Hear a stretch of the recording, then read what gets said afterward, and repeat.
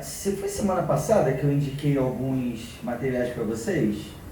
Foi. Não, passada não, né? Foi retrasada.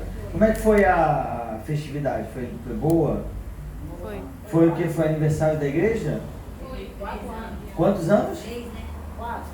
3 ou 4? 4. 4 anos. 3 anos.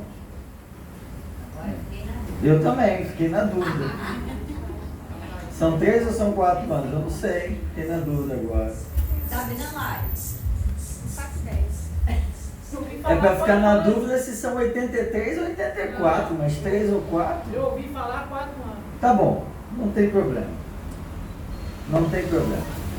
O que acontece? Eu indiquei alguns materiais e aí vocês poderiam dizer o seguinte: poxa, eu estou acostumado a ler a Bíblia na versão Almeida Revista e Corrigida e eu não indiquei material nenhum nessa versão. Então, para corrigir a minha falha, deixa eu indicar o que eu considero como a melhor Bíblia de estudo nessa versão, Almeida Revista e Corrigida, que é essa Bíblia aqui. Bíblia Palavra-Chave. Ela não está cara, ficou mais barata, está uns 100 e pouquinho. E ela é muito boa. Ela não tem muitos estudos no texto, mas ela tem algo que nenhuma outra Bíblia tem, que é mais de, deixa eu ver quantas mil palavras no hebraico. Mais de 7 mil, não, mais de 7 mil não. Mais de 8 mil palavras no hebraico e mais de 5 mil palavras, não, quase 6 mil palavras no grego, indicando o significado dessas palavras. Isso não tem em Bíblia nenhuma. E ainda tem os tempos verbais gregos, que muda bastante o significado. Enfim, é uma Bíblia fantástica, ainda mais para vocês que estão acostumados nessa versão paz. Vocês estão acostumados nessa versão, é uma Bíblia fantástica para estudo. Então é a Bíblia de estudo, palavras. Bíblia de estudo, palavras-chave. Pode comprar Bíblia é Bíblia. Ah, estou acostumado com essa versão. Não tem problema. Compra essa versão, essa Bíblia, aliás, e compra um daqueles comentários que eu falei. Tá? Tá gravando? Tá? Você é que faltou ou você é que veio? Só que veio. Você é que veio? Você é que anota ou que é que lê? Que anoto e li só uma vez só. E leu só uma vez. Então tá bom. Então tá bom. Então é Raíza, não é? Isso. Perfeito. É que é difícil. Difícil, ainda mais para velho como eu. Mas vamos lá, vamos seguir. Ficou faltando, por falar em velho, ficou faltando, eu preciso lembrar, né?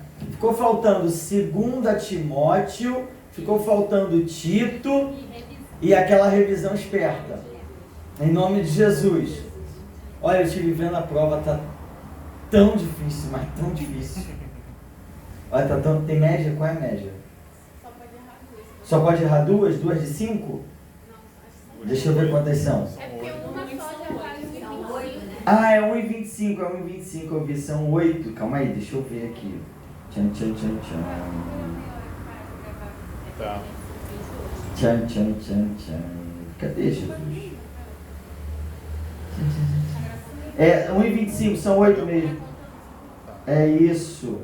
Então vamos lá, vamos começar então por 2 Timóteo. 2 Timóteo é a carta de Paulo que é a mais pessoal de Paulo. E por que a mais pessoal? É a última carta de Paulo registrada de Paulo que nós temos. A última, achei. É a última. Eu vou falar uma heresia agora, posso? Posso falar uma heresia? Tá gravando? Eu estou dizendo que é heresia. O pior se eu dissesse que é verdade. Vamos lá. Qual é a heresia? Eu acho que tem textos bíblicos mais sagrados do que outros. Pronto, isso é uma heresia. Quais são esses textos bíblicos que eu acho mais sagrado que outros? João capítulo 13 ao capítulo 16 e 2 Timóteo.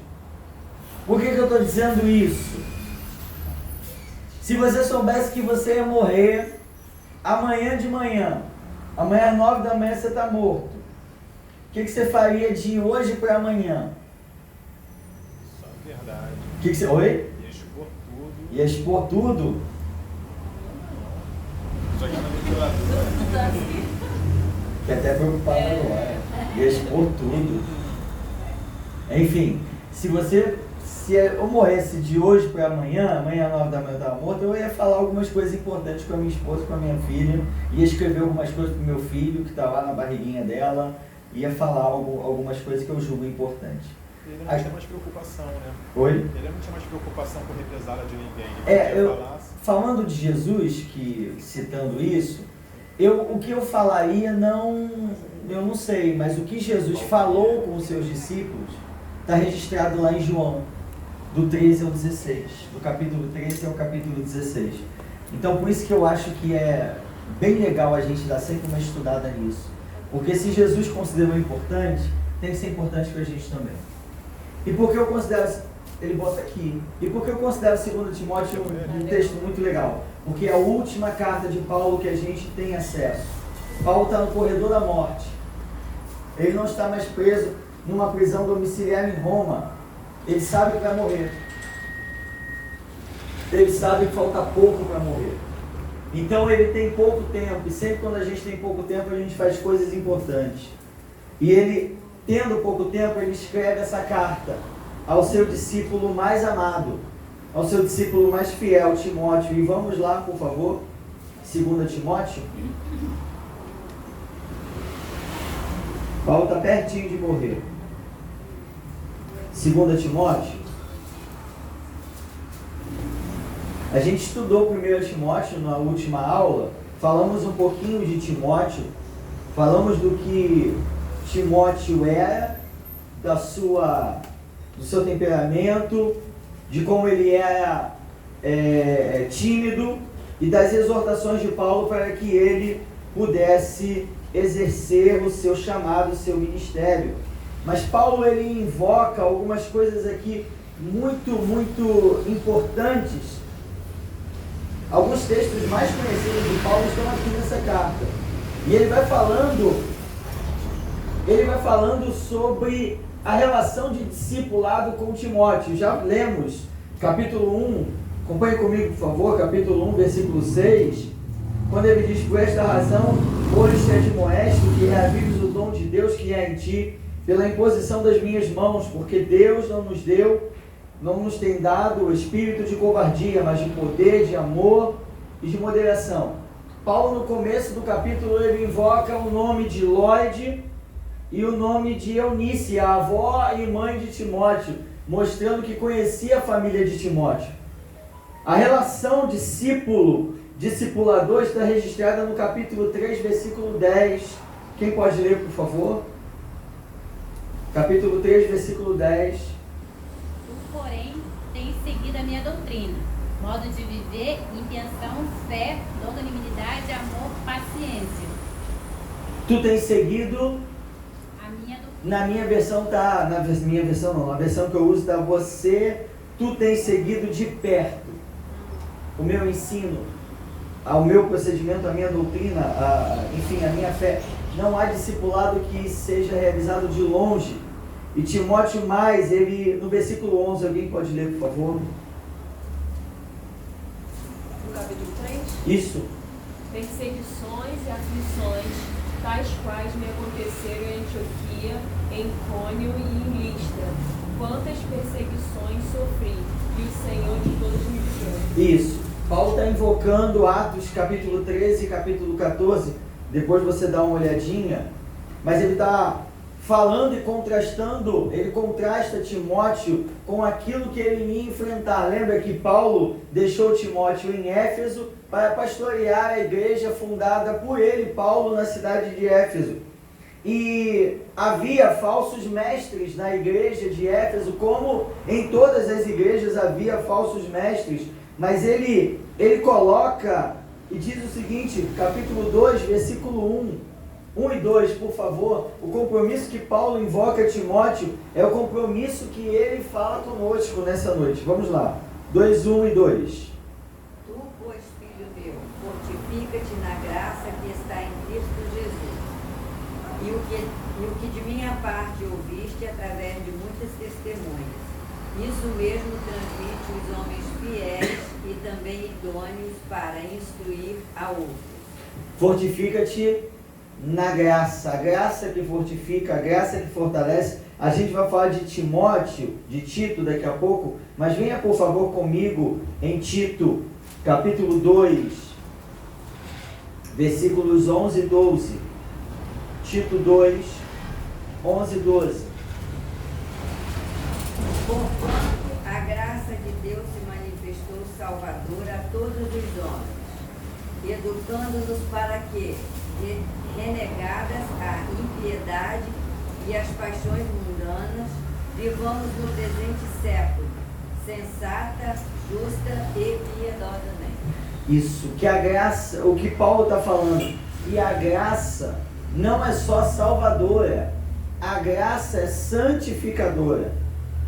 Paulo está dizendo para Tito que a graça nos educa a renegadas as impiedades e paixões mundanas, que nós vivamos nesse presente século de forma sensata, justa e piedosa. Mas volte comigo para 2 Timóteo. Paulo diz para Timóteo se fortalecer na graça, e o que ele ouviu de Paulo, ele deveria, estou no capítulo 2, versículo 2. E o que de minha parte ouviste através de muitas testemunhas, isso mesmo transmite a homens fiéis e também idôneos para instruir outros. Ou seja, estamos falando de 4 gerações de propagação do Evangelho. Paulo, Timóteo, homens idôneos, homens fiéis e homens idôneos. Está falando de 4 gerações de propagação do Evangelho. O nosso compromisso deve ser esse, de propagar o Evangelho a pessoas e instruí-las, para que elas sejam capazes de instruir outros. Jesus, quando disse lá em Mateus capítulo 28, a partir do versículo 18, quando ele diz: toda a autoridade ou todo o poder me foi dado nos céus e na terra, portanto, façam o quê? Ide, façam discípulos em todas as nações, batizando-os em nome do Pai, do Filho e do Espírito Santo, ensinando-os a guardar tudo aquilo que eu vos tenho mandado, e eis que estou convosco todos os dias até a consumação dos séculos. Então, nós muitas vezes achamos que batismo é algo final na formação de um discípulo. Não, batismo é o início. Batismo é um sinal de pública profissão de fé, mas ele diz mais: façam discípulos, batizando-os em nome do Pai, do Filho e do Espírito Santo e ensinando-os a guardar. Olha que coisa interessante, Jesus é genial quando fala isso, porque ele diz que nós devemos fazer discípulos ensinando-os a guardar aquilo que Jesus tinha dito, e não simplesmente ensinando o que Jesus tinha dito. Porque eu posso ensinar aquilo que Jesus disse e eu não cumprir aquilo que Jesus disse. Mas é impossível ensinar alguém a guardar o que Jesus disse se eu mesmo não guardo. Entende? Não é dizer assim: Jesus mandou fazer isso. Não. Olha, Jesus mandou fazer isso e eu estou cumprindo o mandamento dele na minha vida dessa forma. Então eu posso, na verdade eu tenho que falar como Paulo: sejam meus imitadores, como eu sou de Cristo.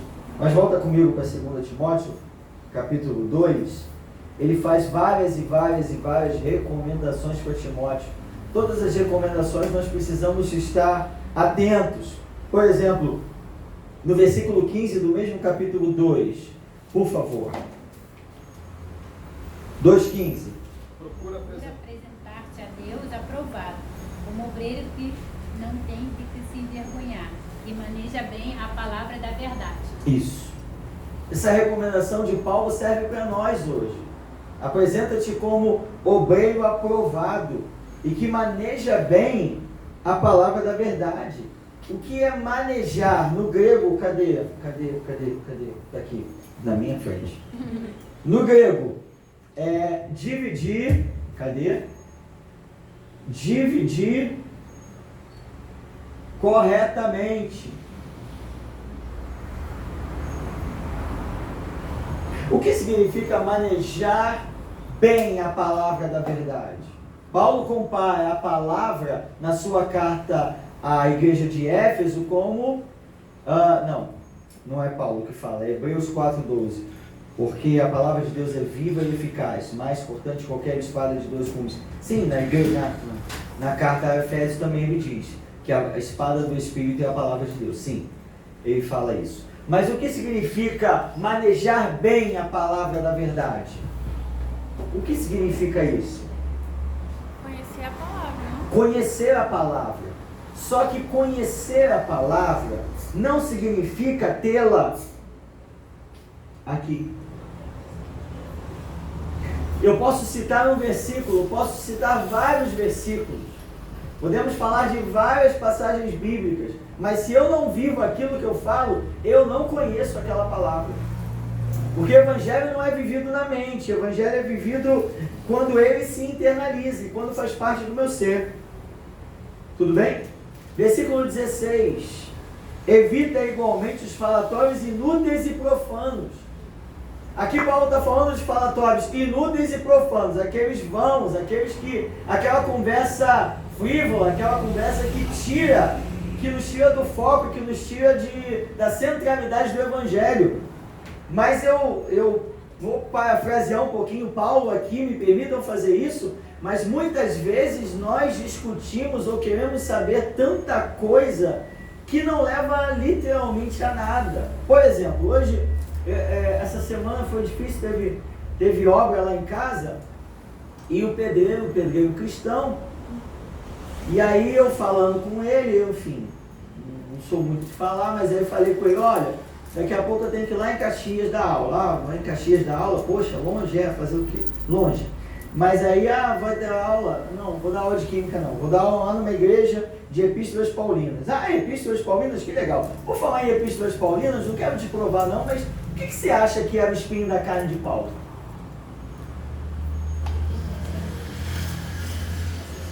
Uns dizem que era, aí eu respondi, uns dizem que era uma doença, outros dizem que era uma soberba, outros dizem que era perseguição de judeus, outros dizem isso, outros dizem aquilo. Mas aí eu falei, eu fico com Deuteronômio 29, que as coisas reveladas pertencem a nós e as coisas ocultas pertencem a Deus. Se fosse tão importante nós sabermos qual era o espinho da carne de Paulo, Deus teria revelado, e são especulações que não levam a nada e levam apenas a discussões e perda de tempo.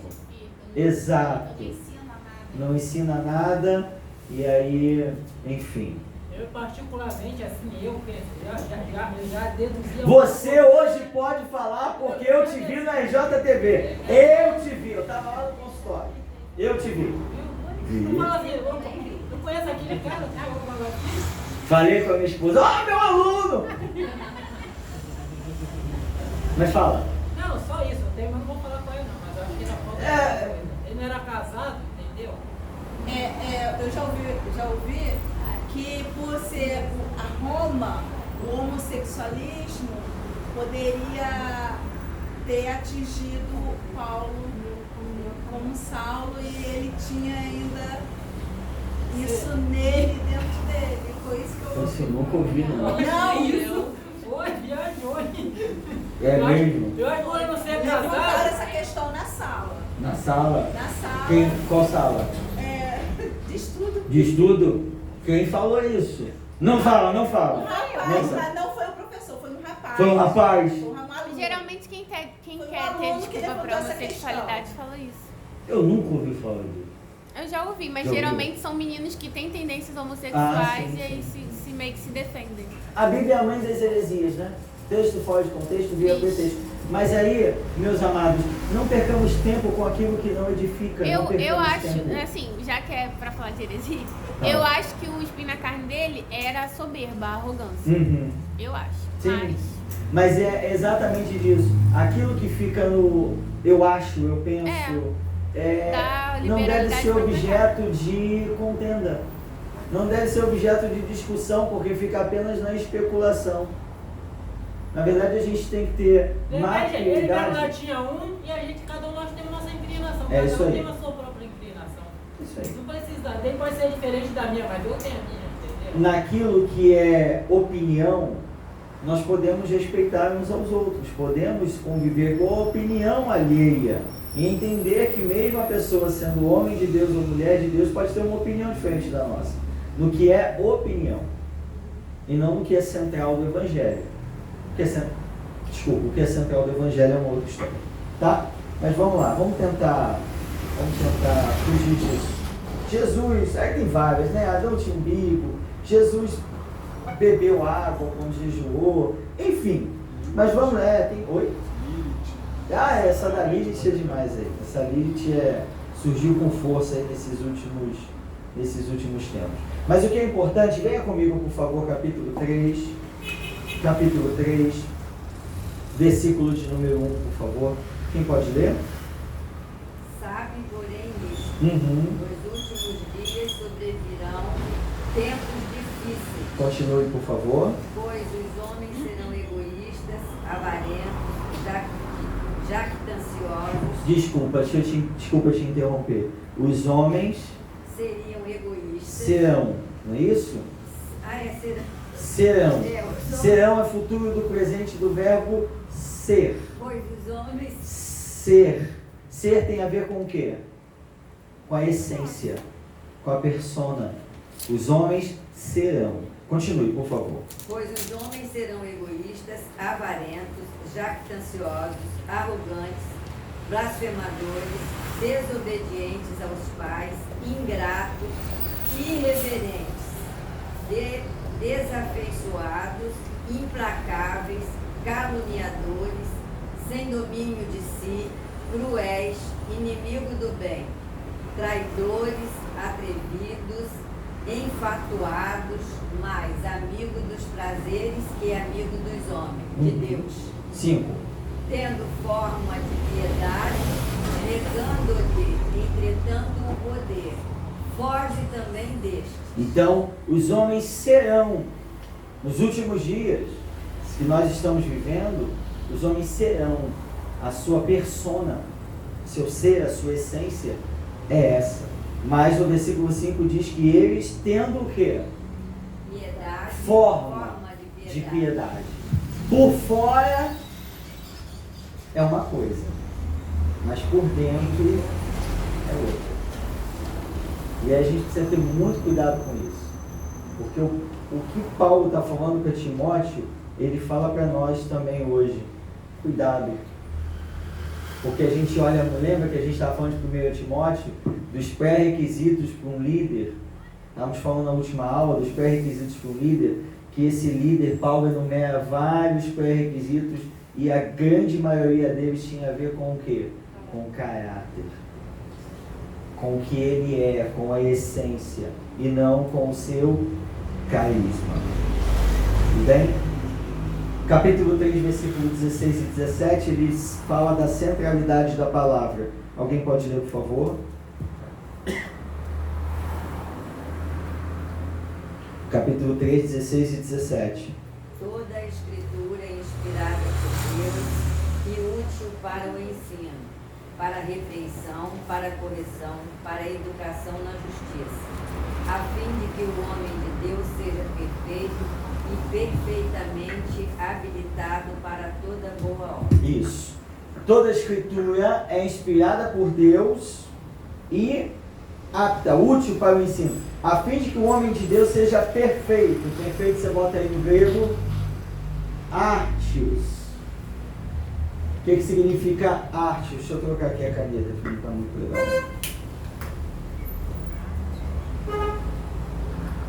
Aptidão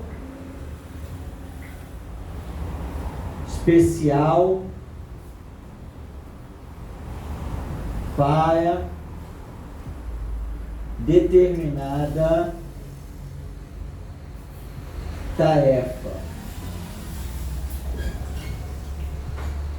Então, a escritura nos leva a sermos o quê?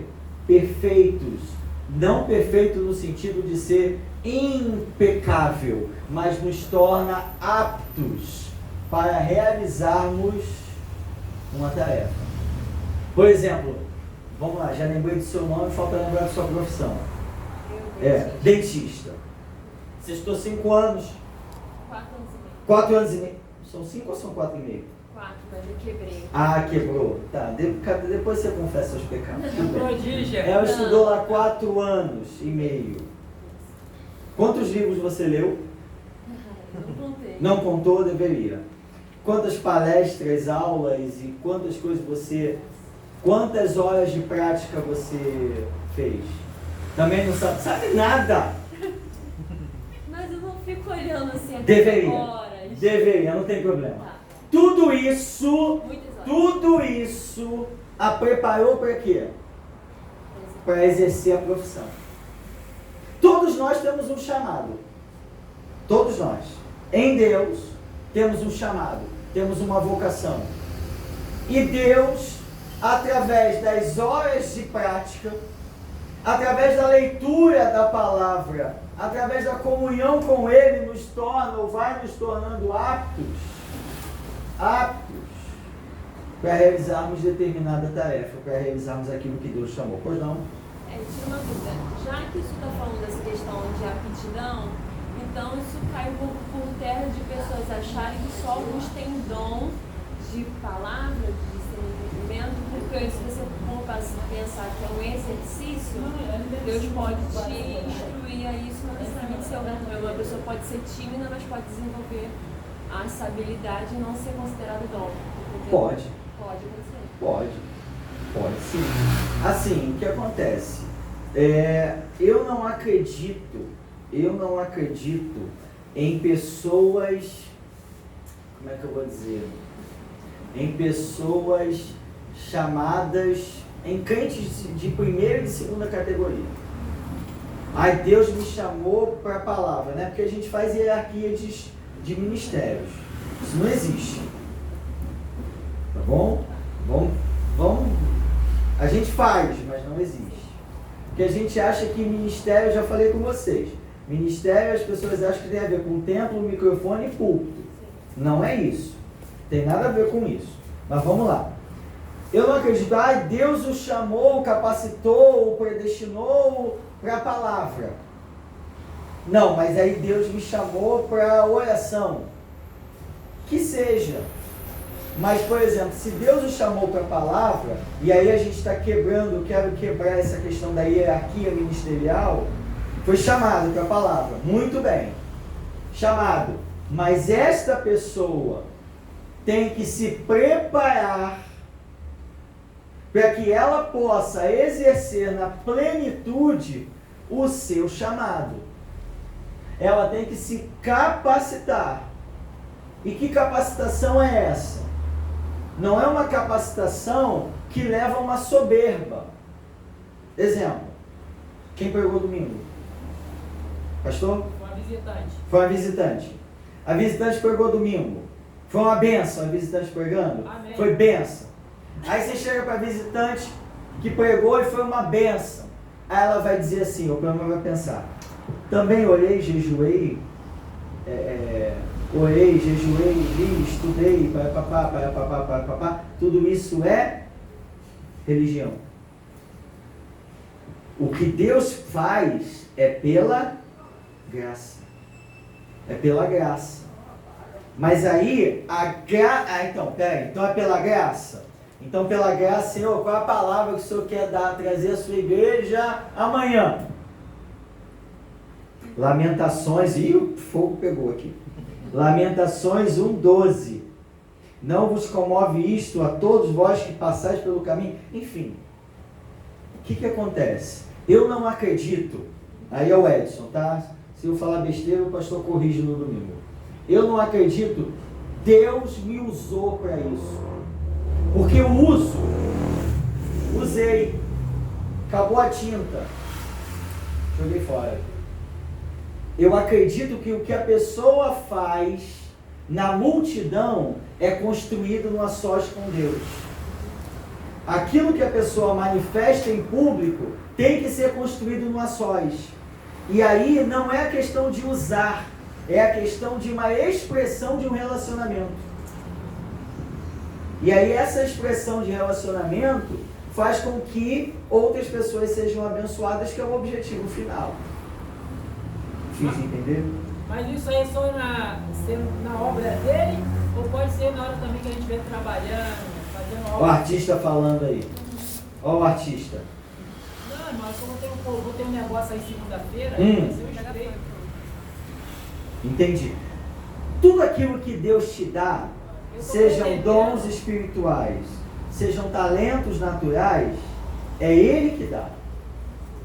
Ele que dá. Por exemplo, quando eu era criança pequena lá em Barbacena, eu comecei a desenhar e desenhava legalzinho a Mônica.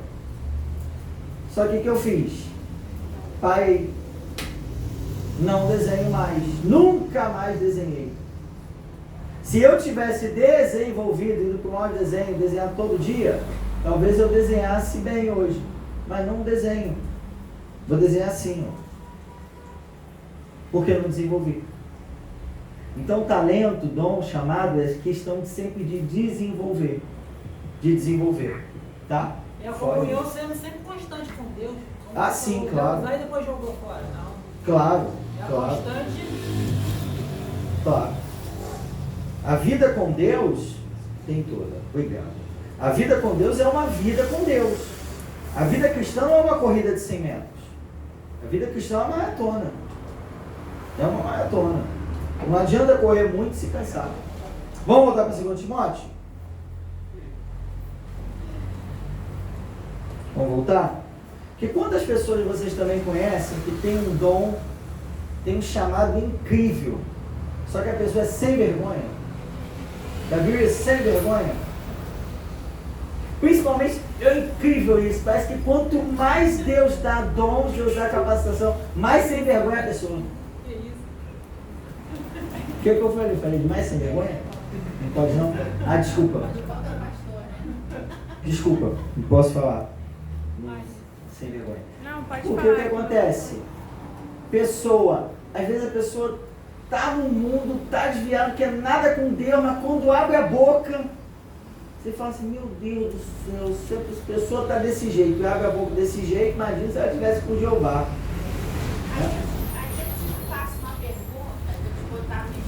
Mas aproveitar que eu Vou ficar de lado. Não ficar no estreito.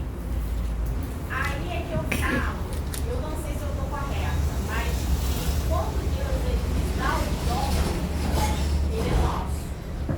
Ele não toma de volta. Não, Romanos 11:29 diz isso. Você continua com o dom. Sim. Você só não exercita ele porque você não quer. É sem vergonha e não quer pagar por preço ao lado de Cristo. Mas você não. Eu perdi o dom, eu te dou o dom. Eu penso que isso não acontece. Ele te deu e ele é seu. Sim. Agora você só não desenvolve. Só não desenvolve. E ainda por misericórdia, como você está falando, às vezes ainda está Deus ainda usa. naquela posição Exato. ruim, mas Vamos lá, vamos voltar aqui. Vamos voltar para os últimos dias. Paulo exorta Timóteo o seguinte, capítulo 4, versículo 2.